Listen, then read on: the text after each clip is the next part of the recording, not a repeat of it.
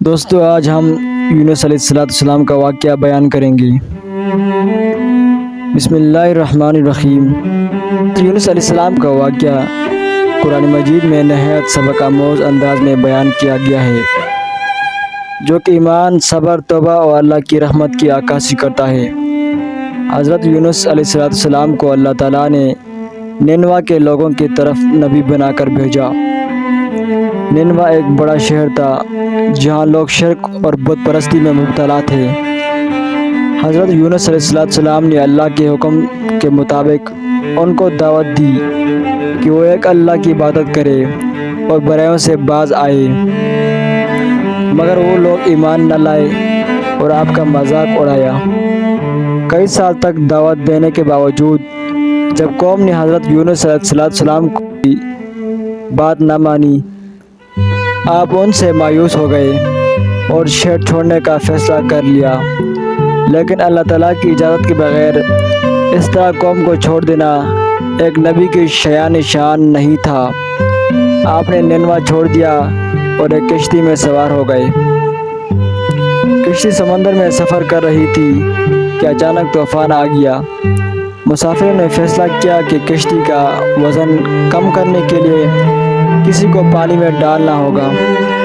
قرآن اندازی ہوئی اور حضرت یونس علیہ السلام کو نام نکلا۔ آپ کو سمندر میں ڈال دیا گیا اور اللہ کے حکم سے ایک بڑی مچھلی نے آپ کو نگل لیا۔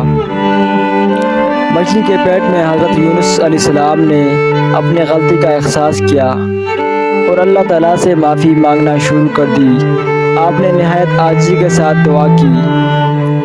اللہ تعالیٰ نے آپ کی دعا قبول فرمائی اور مچھلی کو حکم دیا کہ وہ آپ کو ساحل پر چھوڑ دے۔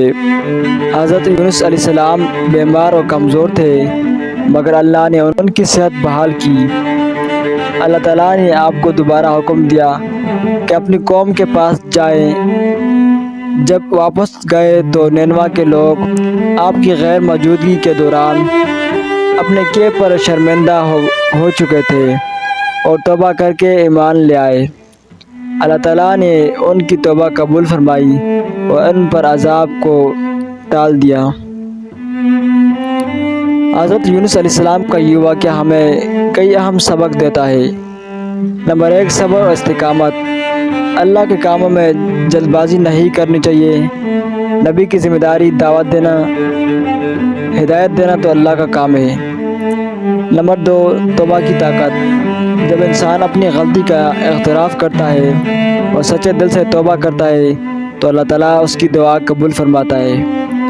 نمبر 3، اللہ کی رحمت۔ اللہ تعالیٰ کی رحمت بے حد وسیع ہے اور توبہ کرنے والوں کو معاف کرنے والا ہے۔ یہ واقعہ نہ صرف مومنین کو اللہ کی قدرت پر یقین رکھنے کی ترغیب دیتا ہے، بلکہ اس میں ان لوگوں کے لیے بھی سبق ہے جو مشکلات میں گھبرائے جاتے ہیں۔ اللہ پر توکل اور اس کی طرف رجوع ہمیشہ کامیابی کا باعث بنتا ہے۔